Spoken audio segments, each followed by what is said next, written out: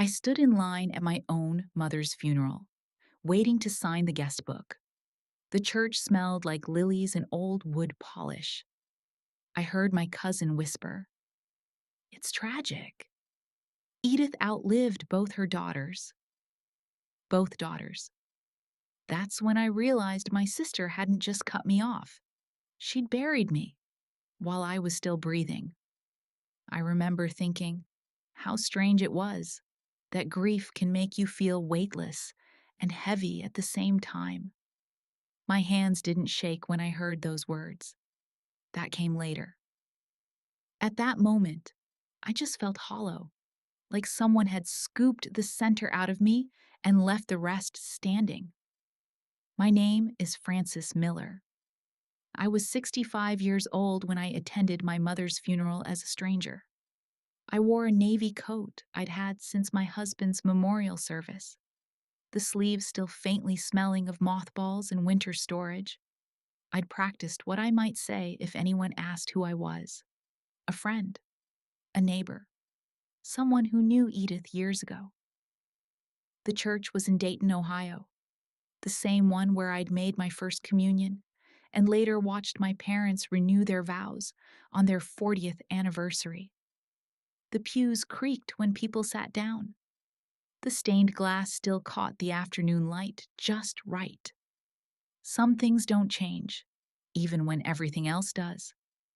My mother, Edith Miller, had been 88 when she passed. I found out the way most people do now, by accident, a scrolling obituary page, a shared link. Her name stopped me cold. I hadn't spoken to her in over 20 years, not for lack of trying. Letters were returned, calls went unanswered. Eventually, I told myself she didn't want to hear from me. Dolores made sure of that. My sister Dolores is 3 years younger than me. Growing up, she was the dramatic one, the one who cried loudest, who needed the most reassurance. I was the reliable one, the helper, the daughter who didn't cause trouble. Somewhere along the way, that balance shifted. The falling out happened over something small. It always does. A comment about caregiving, a disagreement over money for mom's medications. Dolores accused me of interfering. I told her she didn't get to decide who loved our mother. After that, the phone went quiet. At first, I thought it was temporary. Siblings argue, time passes, pride cools, except time kept passing, and nothing cooled. I kept my routines, mornings with coffee percolating on the stove, Reader's Digest on the table. I volunteered at the library. I told myself my mother was busy, that Dolores was overwhelmed. I believed what was easiest. Standing there in that church foyer, listening to relatives speak about my death, I realized how wrong I'd been. I picked up a funeral program from the table. My mother's picture smiled back at me. Beneath her name, it listed surviving family, one daughter, Dolores. I felt something tighten in my chest then. Not anger, not yet. Just a quiet, dawning understanding that something was deeply, deliberately wrong. That's when I saw my sister across the room. She was accepting condolences, dabbing at dry eyes, playing the part she'd rehearsed for years. When our eyes met, her expression didn't change. No shock, no confusion, just recognition. And that was the moment I knew this wasn't a misunderstanding. It was a decision. I didn't confront Dolores right away. That surprises people when I tell them later. They expect fireworks, raised voices, maybe a scene by the coffee urn. But women my age know better. You don't rush toward the truth when it's finally standing in front of you. You circle it first. You see where it runs. I took a seat in the back pew, the one my father always chose because he liked a clear view of the exits. Old habit. The organist played softly while people shuffled in and out, murmuring condolences. I watched Dolores work the room like she always had. Hand on arm, sympathetic nod, that practiced little sigh. She'd always been good at appearing burdened. It made people eager to help. I studied her face, looking for cracks. There were none. That's what unsettled me. If this had been a misunderstanding, some terrible clerical error, or a rumor that got out of hand, you'd expect surprise, confusion, something. Instead, she looked steady, prepared. Aunt Carol sat 2 rows ahead of me. She's my mother's cousin, the kind of woman who brings tuna casserole to every gathering and keeps track of birthdays in pencil on a wall calendar. I hadn't seen her since my 40s. She turned around, squinting, trying to place my face. "Do I know you?" she whispered. I hesitated. "I'm Frances," I said quietly. Her mouth opened, then closed. She leaned closer, lowering her voice. "Frances who?" For a moment, I considered lying.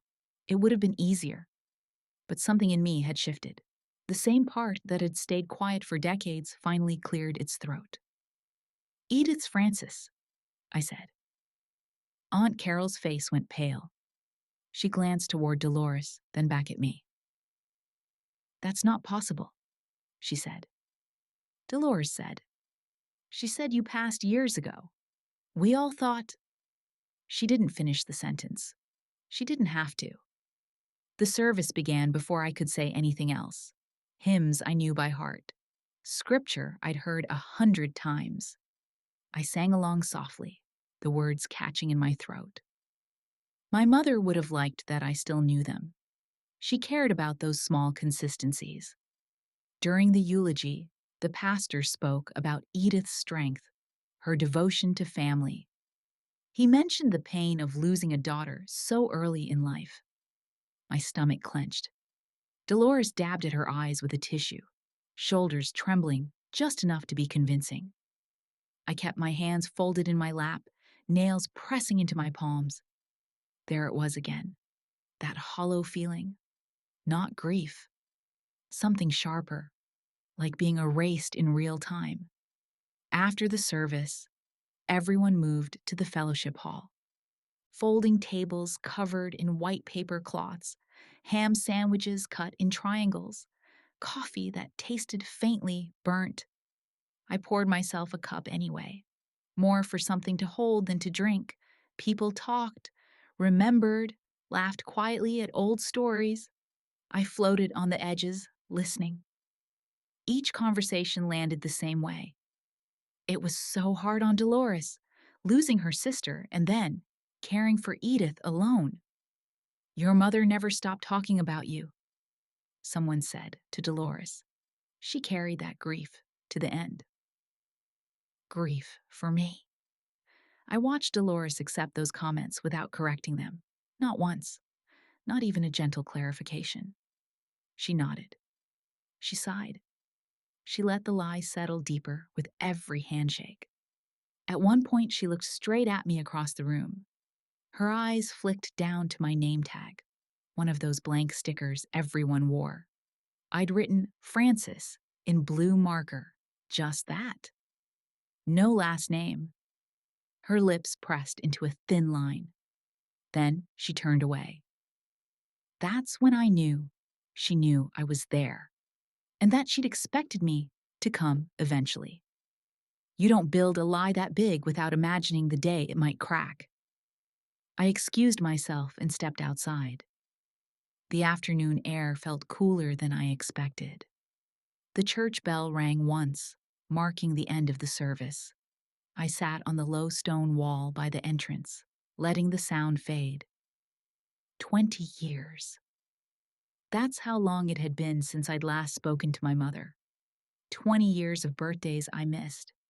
Holidays I spent wondering if she thought of me. Nights I stared at the ceiling, replaying our last argument, thinking maybe I'd been too harsh. I'd blamed myself, over and over. Told myself if I'd tried harder, called more, driven up unannounced, something would have changed. But Dolores hadn't just blocked my calls, she'd replaced me. When I went back inside, I found Aunt Carol again. She was standing near the dessert table, staring at a plate of cookies like she'd forgotten why she was there. "You said your name was Frances," she said quietly when she saw me. "You look, well." "I am," I said. "I've been well for a long time." She shook her head slowly.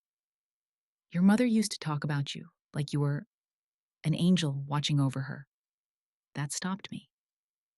"What do you mean?" "She said you were in heaven," Aunt Carol replied. "She said Dolores told her you didn't suffer, that you went peacefully." My knees weakened. I grabbed the edge of the table to steady myself. Someone had told my mother details, not just that I was gone, but how. "Did she ever question it?" I asked. Aunt Carol sighed. "She did, at first. She asked why she never got letters. Dolores said you'd written, but, you know, angels don't use the mail." There it was, that tight, twisting feeling again. Rage tried to surface, but something heavier pushed it back. The image of my mother, 80 years old, accepting that explanation because she trusted her remaining daughter. I thanked Aunt Carol and walked away before she could say more. I needed space, and I needed to see Dolores up close. She was alone near the kitchen doorway, refilling a tray of cups. I approached slowly, heart pounding, every step deliberate. When I stopped beside her, she didn't look up. "You look well," she said, as if we just passed in a grocery store. "So do you," I replied. She finally met my eyes. Up close, I could see the lines around her mouth, the tension she held there. "I wondered when you'd show up," she said softly. "You told people I was dead," I said, not accusing, stating. She shrugged, barely perceptible. "You might as well have been." The words landed hard, but they didn't shock me anymore. What shocked me was how calm she sounded, as if she'd rehearsed this conversation too. "You let Mom believe it," I said. "For 20 years. Dolores's eyes flicked toward the doorway, checking who might overhear. "She needed peace," she said. "You disrupted her." I stared at her, searching for something human in her face. Regret, shame, anything. Instead, she straightened the cups and said, "You left. I stayed. I did the work." That's when I realized this wasn't about misunderstanding, or protection, or grief. It was about control. And as I stood there, surrounded by people who believed I'd been buried decades ago, one thought cut through everything else. What else had she forged to make this lie stick? I left the church without saying goodbye to anyone. I didn't trust myself to speak politely, and at my age, politeness is a choice, not an obligation.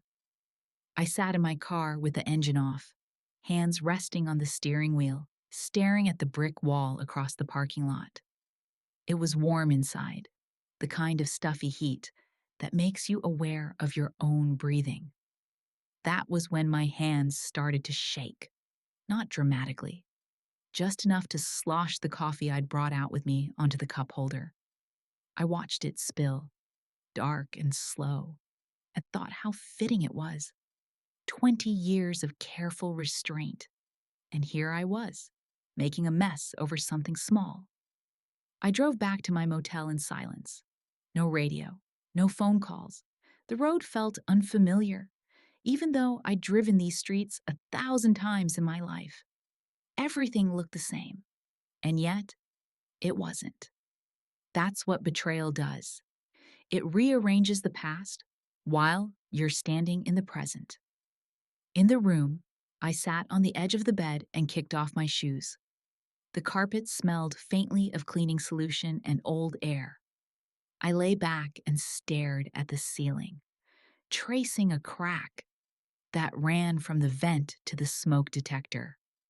I'd done that before, years ago. Nights when I couldn't sleep because I wondered whether my mother still thought of me. She had, just not the way I'd imagined. The thought of her believing I was dead, of grieving me, hit harder than anything Dolores had said. Could handle being disliked, even erased. But mourned? That was something else entirely. I pictured my mother sitting at her small kitchen table, hands folded around a mug of tea, whispering prayers for a daughter she believed she'd lost forever. And all the while, I was alive, paying bills, volunteering, celebrating quiet birthdays, existing in a parallel world she'd been barred from. I cried then, not sobbing, just tears sliding sideways into my hair, soaking the motel pillow, the kind of crying that comes when there's no audience left to perform for. When I finally sat up, my eyes burned and my head throbbed. I reached for my purse, more out of habit than intention. And that's when I noticed the folded funeral program inside. I tucked it there without thinking. On the back, someone had written a short note in looping handwriting. Call me when you're ready. C. Aunt Carol. I stared at it for a long moment before dialing. She answered on the second ring. I wasn't sure you would, she said. I didn't either, I replied. We talked for over an hour. She told me things I'd missed. How Dolores moved Edith into her home after a minor stroke. How she'd taken over the mail to help. How she'd told people Edith was easily confused in her later years. How questions were gently discouraged. She trusted Dolores, Aunt Carol said quietly. We all did. I asked the question I'd been circling since the reception. Did my mother ever leave a will? There was a pause on the line. Yes, she said. Dolores handled it. That was the moment my grief shifted. Something solid formed beneath it. Not rage, clarity. I'd spent decades doubting myself. Now the pattern was unmistakable. That night, I didn't sleep. I sat at the small desk in the corner of the room and wrote down everything I remembered. Dates, phone numbers, letters I'd sent that were returned unopened, certified mail receipts. I'd kept more than I realized. Proof of trying, proof of being alive. In the morning, I drove to the county records office. It felt strange, asking questions about my own death. Stranger still watching the clerk's eyebrows rise as she typed my name into the system. You're not deceased, she said carefully. That's what I've been saying, I replied. There was no death certificate on file, no official record. Which meant whatever Dolores had told people, she'd done it privately, verbally. Except that didn't explain everything. Not the will, not the legal silence. I hired a lawyer that afternoon, a woman named Margaret, maybe 10 years younger than me, with sensible shoes and a habit of listening without interrupting. I told her the story straight through, without embellishment. When I finished, she leaned back and exhaled slowly. I've seen estrangement cases, she said. I've seen siblings cut each other out. But telling a parent their child is dead, that's something else. She asked for documentation. I handed over my folder, letters, receipts, a timeline that suddenly made sense. There may be grounds here, she said, especially if inheritance was involved. That word, inheritance, felt almost crude in my mouth. This wasn't about money. Not really. It was about being erased so completely that even my mother's love had been rerouted. Over the next few weeks, pieces fell into place. The will had been revised after Edith moved in with Dolores. I was omitted entirely. Dolores was named sole heir. The reason listed? Predeceased daughter. My lawyer raised an eyebrow when she read that. That's not something you just assume, she said. The emotional weight of it all settled in layers. Anger came late, and when it did, it was quiet and steady. I remembered moments from childhood. Dolores insisting on speaking for me, correcting my stories, stepping into my space. I'd brushed it off then. That was just her way. It wasn't just her way. It was her pattern. One afternoon, Margaret called me into her office. She slid a manila envelope across the desk. These were found in Dolores's house during a preliminary inquiry, she said. She claimed they were irrelevant. Inside were letters, handwritten. My mother's handwriting, unmistakable. Addressed simply, to Francis in heaven. I couldn't breathe. The letters were dated over years, birthdays, Christmases, one after my father's death. My mother wrote about missing me, about hoping I was at peace, about wishing she could still talk to me. She apologized for things she'd never apologized for in life. She told me she loved me. Dolores had kept them, all of them. I pressed my hand flat against the desk, grounding myself. The room felt too bright, too sharp. Grief and validation collided in my chest. She never stopped loving you, Margaret said gently. I nodded, tears blurring the ink on the page. I know. That was the moment something hardened inside me. Not bitterness, resolve. Dolores hadn't just lied. She'd stolen 20 years of love. And as I carefully placed the letters back into the envelope, I knew exactly what I had to do next. Once lawyers get involved, things have a way of speeding up whether you're ready or not. Papers move, calls get returned, people who haven't spoken to you in years suddenly remember your number. I'd barely finished reading my mother's letters before Dolores realized the ground under her feet was shifting. She called me 3 days after my lawyer filed the initial notice. I didn't answer at first. I let the phone ring while I stood at my kitchen sink in Columbus, watching a robin hop along the fence in my backyard. The house was quiet except for the hum of the refrigerator and the ticking clock over the doorway. Ordinary sounds, comforting sounds.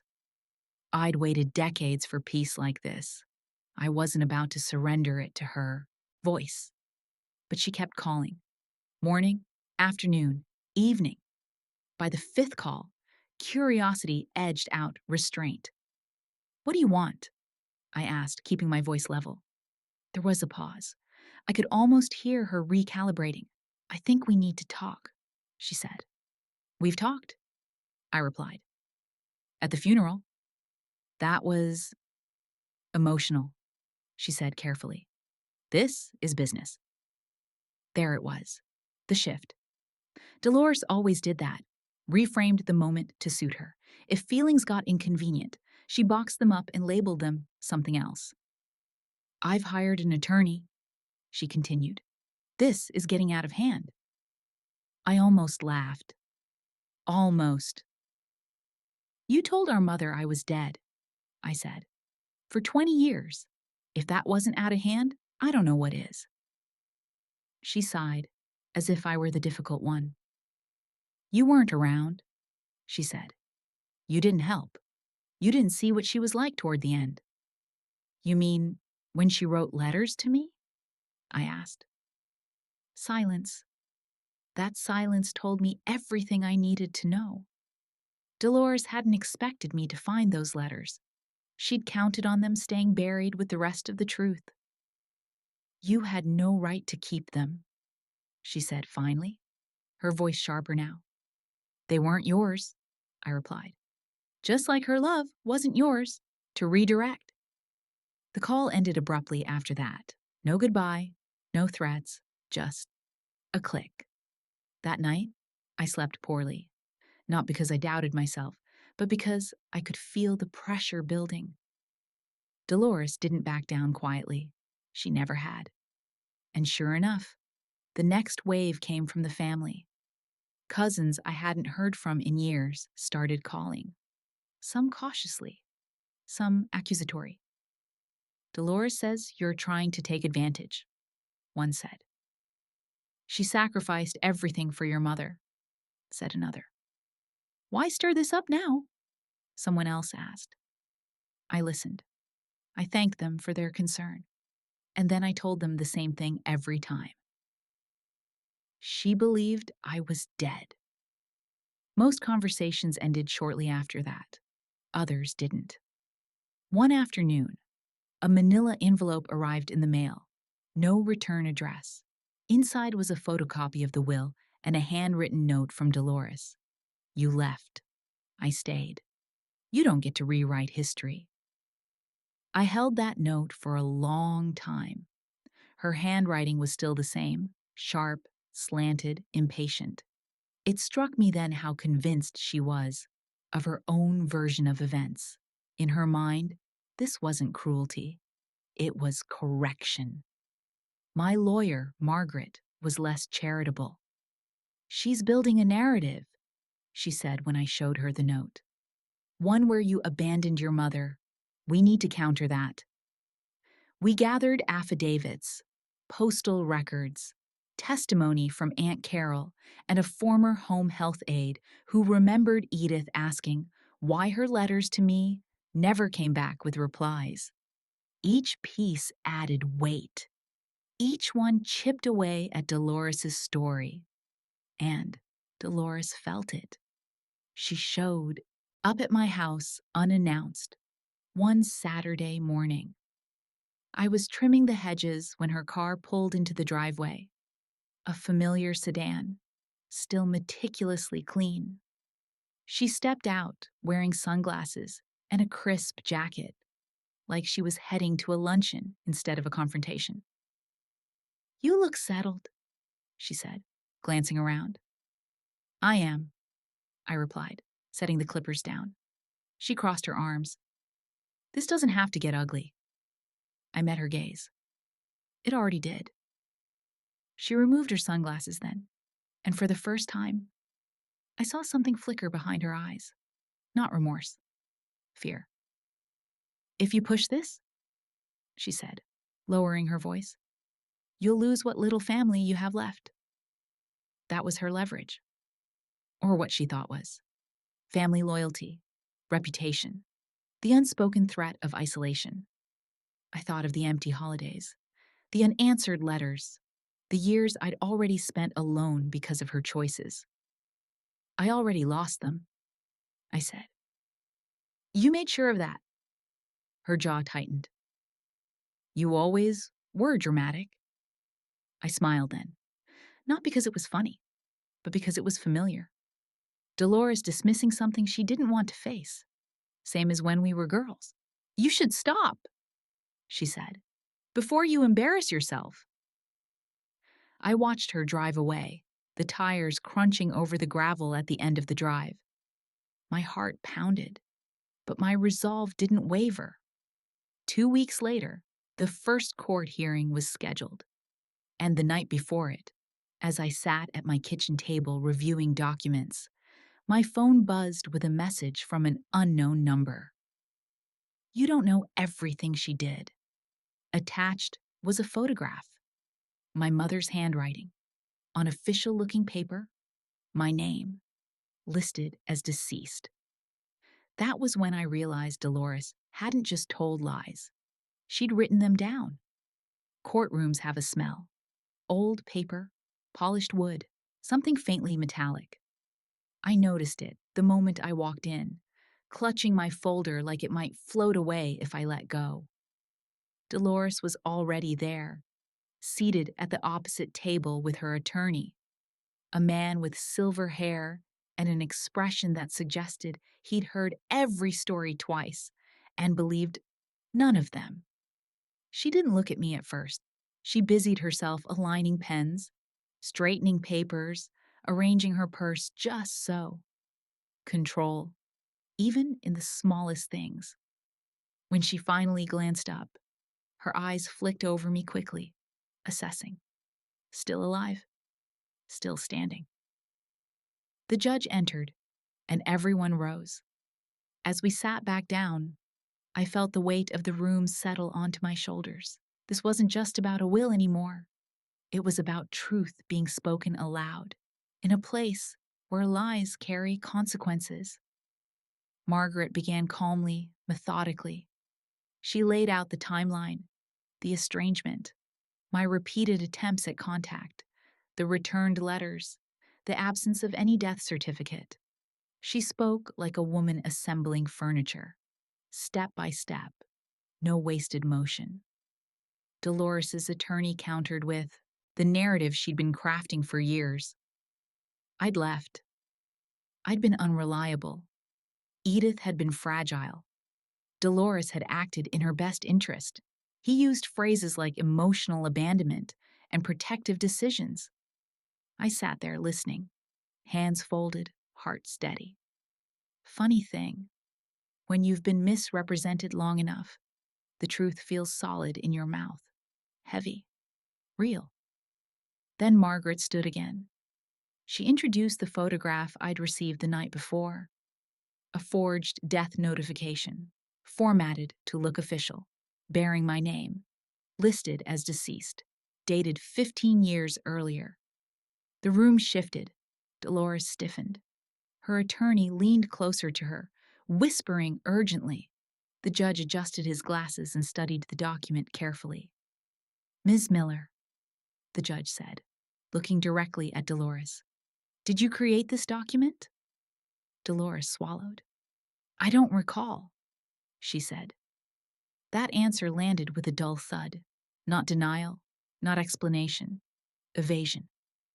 Margaret followed up with the letters, my mother's letters, the ones written to heaven.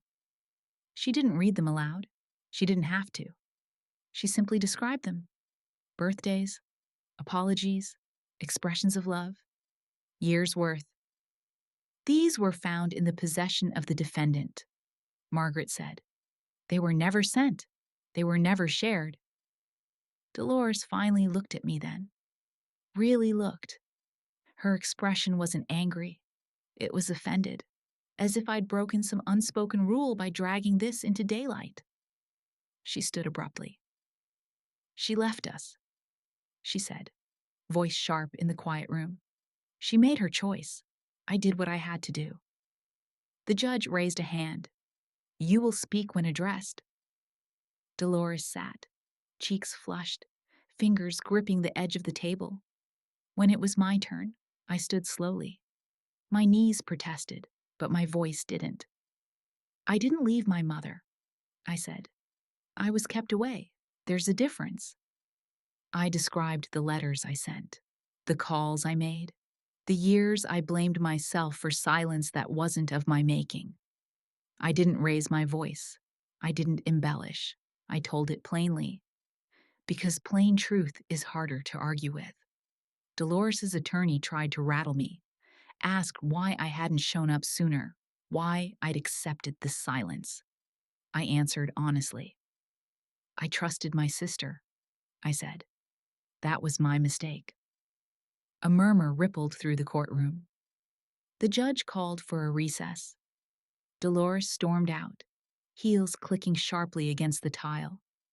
I remained seated, staring at the grain in the wood in front of me, breathing slowly. Margaret squeezed my shoulder as she passed. "You did well," she said. During the break, I went to the restroom and splashed cold water on my face.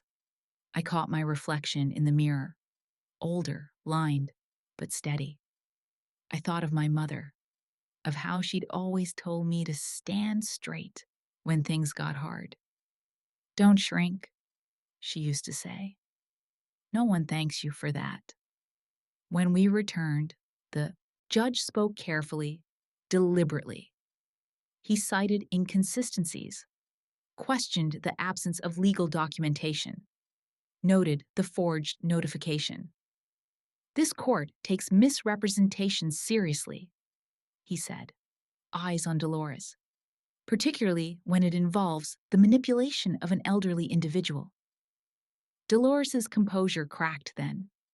"She's doing this for money," she blurted. "She doesn't care about Mom. She just wants what's left." I met her gaze across the room. "You're wrong," I said quietly. "I wanted my mother to know I was alive." The judge ordered a full review of the estate and the will. The decision wouldn't be immediate. There would be investigations, testimony, time. As we gathered our things, Dolores leaned toward me, her voice low and furious. "You think you've won," she said. "This isn't over." I looked at her, really looked, and saw something she'd never had before: uncertainty. "It already is," I replied. "You just don't know it yet." As I walked out of the courthouse into the afternoon light, my phone buzzed again. Another unknown number. A short message. "I worked for your sister. She told me to lie. I'm ready to tell the truth." I stopped on the courthouse steps. Sunlight warm on my face, heart pounding. Not with fear, but with anticipation. Because the truth was no longer alone. I didn't reply to the message right away. I've learned that when something important drops into your lap, you don't lunge for it. You sit with it. You let it show you what it is. I stood there on the courthouse steps longer than necessary, watching people pass. Lawyers with briefcases, families with strollers, a man arguing into his phone. Ordinary life continuing while mine quietly pivoted. The message glowed on my screen like a dare. "I worked for your sister. She told me to lie." That wasn't guilt speaking. That was relief.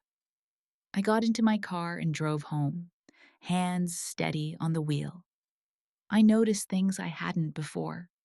The way the late afternoon sun hit the dashboard, the faint rattle in the passenger door I kept meaning to fix. For the first time since the funeral, my thoughts weren't chasing each other in circles. They were lining up. At home, I made tea. Chamomile. The same kind my mother used to drink before bed. I sat at the kitchen table with the cup warming my hands and finally typed back, "Who are you?" The reply came almost immediately. "My name is Ellen. I was your mother's caregiver for 3 years." I closed my eyes. Caregivers see everything: the routines, the slips of truth, the moments family members assume are private. If Ellen was willing to talk, Dolores had a problem she couldn't tidy away with a narrative. We spoke that evening. Not on the phone. She wasn't ready for that. But through long, careful messages. Ellen told me how Dolores instructed her to redirect questions, to explain missing mail, to reinforce the idea that I was gone. How she was told it was for Edith's own good. How she'd been young, newly divorced, needing the job. "I thought I was helping," she wrote. Then I realized I was helping someone lie. I didn't judge her. Life is complicated that way. People do things they later wish they hadn't, especially when authority and money are involved. Margaret was pleased, but cautious. "We'll need her testimony formally," she said. "And documentation, if she has any." Ellen had more than memories. She had notes, care logs, emails from Dolores instructing her on what to say if Edith asked about me. One message in particular made my stomach turn. "If she gets upset, remind her. Frances is at peace. At peace. As if I were ashes instead of a living person who'd spent years wondering why her mother no longer answered the phone." The investigation gained momentum after that. Dolores's attorney stopped returning calls as quickly. Deadlines were extended. Requests for records multiplied. For the first time, I felt the balance shift. Not dramatically, not with fanfare, but decisively. Dolores tried a different tactic then. She showed up at my house again, this time with a box. "I thought you might want these," she said, setting it down on the porch. Inside were old photographs, school papers, a few of my childhood drawings, things she'd kept all these years. I looked at them without touching. "You didn't bring these for me?" I said. She folded her arms. "I'm trying to make this right." "No," I replied. "You're trying to soften the record." Her face tightened. "You always think you're so morally superior." I shook my head. "I think you're afraid." That landed. She picked up her purse, her movements jerky. "You don't understand what it was like," she snapped. "She depended on me." "She depended on you to tell her the truth," I said. "You chose not to." She left without another word. Weeks passed. The house grew quieter, calmer. I slept through the night again. The letters from my mother sat on my desk, no longer unbearable to look at. Painful, yes, but honest. They anchored me. The court date arrived for the final hearing. Ellen testified, calm, clear, unflinching. She described the instructions, the lies she was asked to repeat, the moment she realized my mother believed them completely. Dolores didn't look at her. The judge did. When it was over, the ruling came swiftly. The will was invalidated. Fraud was established. The estate would be divided according to the original documents, before Dolores's revisions. My share was restored. Money changes hands quietly in situations like this. No applause, no gasps, just numbers and signatures. But that wasn't the turning point. The turning point came when the judge looked at Dolores and said, "Your actions caused profound emotional harm. This court recognizes that." Recognition. Public. Recorded. As I walked out of the courtroom that final time, I felt something loosen in my chest. Not triumph. Release. Dolores didn't follow me out. Later, Margaret called. "There's one more thing," she said. "The court ordered Dolores to relinquish all personal papers related to your mother." That night, a courier delivered another envelope.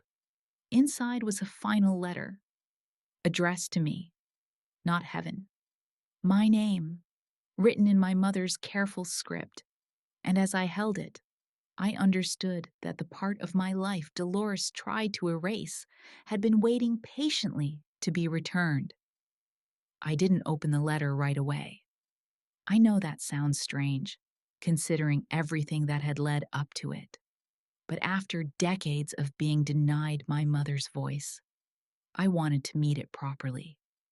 Not standing in my kitchen with the refrigerator humming and the mail still in my hand. I carried the envelope into the living room, sat in my mother's old armchair, the one I'd brought back years ago because it felt wrong to leave it behind, and placed the letter on my lap. The house was quiet in the way that only comes after something has finally settled. I traced my finger along my name on the envelope. Francis. No in heaven. No qualifier. Just me. Inside, the paper was thin, folded carefully, the ink slightly faded. My mother always wrote that way, deliberate, tidy, as if every word deserved its own space. "My dear Francis," it began, "if you are reading this, then I was wrong, and I hope you will forgive me for believing something that broke my heart." I closed my eyes. She wrote about missing me, about confusion, about trusting the wrong person because she was afraid of being alone. She admitted that something never felt right about the story she'd been told, that a mother knows, somewhere deep down, when her child is still walking the earth. "I kept your letters," she wrote, "even when I was told they weren't real. I read them again and again. That sentence alone rewrote years of pain. All that time, I'd imagined my letters unopened, discarded, forgotten. Instead, they'd been held, read, loved. She ended the letter simply. If I was wrong and you are alive somewhere, I hope you know I never stopped being your mother. I folded the letter and held it to my chest. Not dramatically, just firmly. Like you might hold something fragile you don't want to drop. That was the real resolution. Not the court ruling, not the money, not even Dolores's exposure. It was knowing my mother hadn't chosen to forget me. The legal matters wrapped up quietly after that. The estate was divided. I donated a portion to the church my parents had attended for decades, not out of obligation, but because it felt like closing a loop. I kept the rest simple, paid off my mortgage, set aside a little for travel I'd always postponed. Dolores didn't appeal the decision. She didn't apologize either. Some people mistake silence for dignity. I don't. Silence can be avoidance just as easily. Family gatherings changed. Some relatives reached out cautiously, unsure of their footing now that the story had shifted. Others stayed away. I let them. At this stage in my life, I no longer chase understanding from people who preferred a lie because it was easier. Aunt Carol visited one afternoon with a tin of cookies and an awkward smile. We talked about my mother, about her stubbornness, about the way she hummed while doing dishes. It was gentle, and that was enough. As for Dolores, she moved. Different town, different routine. I heard through someone else that she told people she needed a fresh start. That phrasing made me smile, just a little. Fresh starts are earned, not declared. I didn't gloat. I didn't announce my victory. I simply lived. I slept better. I laughed more easily. I stopped replaying old conversations in my head, wondering what I could have done differently. One afternoon, while organizing my desk, I found myself saying out loud, "They mistook my silence for absence." The words surprised me. They felt true. They felt finished. Another time, while explaining the situation to a friend, I heard myself say, "I didn't get angry. I got the truth." And I realized that that was exactly what had happened. There was no dramatic reunion, no final showdown, just consequences unfolding the way they often do when lies are forced into the light. My mother is gone. That loss will always be there. But the version of her I carry now is fuller, kinder, untouched by the lie that tried to separate us. And as for me, I learned something late in life that I wish I'd understood earlier. Choosing peace doesn't mean accepting erasure. Sometimes it means standing quietly until the truth has no choice but to speak. The last time I thought about Dolores, really thought about her, I felt no anger, just distance. And that, I've learned, is its own kind of freedom. There was nothing left hanging, no final confrontation needed, only the simple, undeniable fact that the truth outlived the lie. Life doesn't snap back into place after something like that. It settles. Slowly. Like dust after a long closed room is finally opened and aired out. In the months after the case ended, I noticed changes that would have seemed insignificant before. I stopped jumping when the phone rang. I stopped rereading old emails, looking for tone or hidden meaning. I even stopped explaining myself so much. That was the biggest change of all. I kept my routines. Morning coffee, still brewed too strong. The local grocery store on Wednesdays, volunteering at the library on Fridays. From the outside, nothing about my life looked dramatically different. But inside, something fundamental had shifted. The constant, low-grade ache of being misunderstood, of wondering whether I deserved the silence I'd been given, was gone. I framed my mother's final letter and placed it on my desk, not where everyone could see it, but where I could. Sometimes I read it. Sometimes I just let it sit there. Proof that the story I'd carried for 20 years wasn't the real one. People asked if I felt satisfied, if winning felt good. That's never quite the right word. What I felt was alignment, like my life had finally clicked back into its proper track. Money didn't bring that. Exposure didn't either. Truth did. I thought a lot about silence during that time, how easily people mistake it for weakness, or absence, or guilt. At some point, while sorting old paperwork, I caught myself saying the words again, quietly this time. They mistook my silence for absence. And I realized how often that happens to women my age. We're quiet because we're tired, because we've learned that not every battle deserves our breath. But quiet doesn't mean gone. Another afternoon, a friend asked me how I stayed so calm through the whole thing. I surprised myself with my answer. I didn't get angry, I said. I got the truth. It sounded almost rehearsed, but it wasn't. It was earned. Dolores never contacted me again. No apology, no explanation. I don't expect one. Some people can't face the wreckage they've made without dismantling the version of themselves they've spent a lifetime protecting. That's their work, not mine. I heard once that she told someone she'd been misunderstood. That made me smile, not out of cruelty, but recognition. She still needed the story to bend around her. I no longer needed to be in it. As for family, things settled into new shapes. A few relationships softened, others faded. I stopped grading them. At 65, you realize peace isn't built by managing everyone else's comfort. It's built by respecting your own reality. I visit my mother's grave once a year now. I bring flowers she liked, nothing fancy.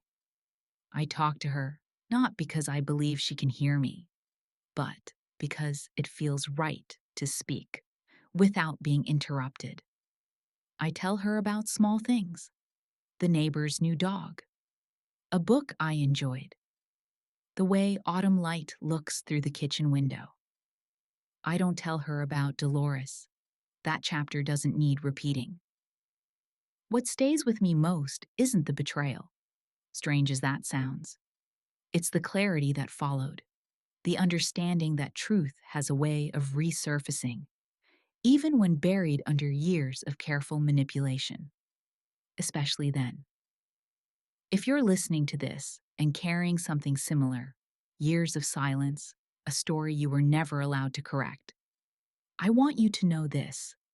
Erasure is not the same as being wrong. Sometimes it's just convenient for someone else. I spent a long time believing that if I stayed quiet, if I didn't make waves, things would eventually right themselves. What I learned instead is that truth doesn't need volume. It needs persistence. It needs records. It needs one person willing to stand still long enough for it to catch up. And when it doesn't arrive with drama. It arrives with relief. My life now is quieter than it's ever been. Not the lonely kind of quiet, the settled kind. The kind where you sleep through the night and wake up without rehearsing explanations for things that were never your fault. I don't feel victorious. I feel whole. And that, after everything, is enough. If this story resonated with you, please subscribe to Echo Lens Stories. Your support means the world to me, and it helps me continue sharing these stories that matter. Thank you for listening.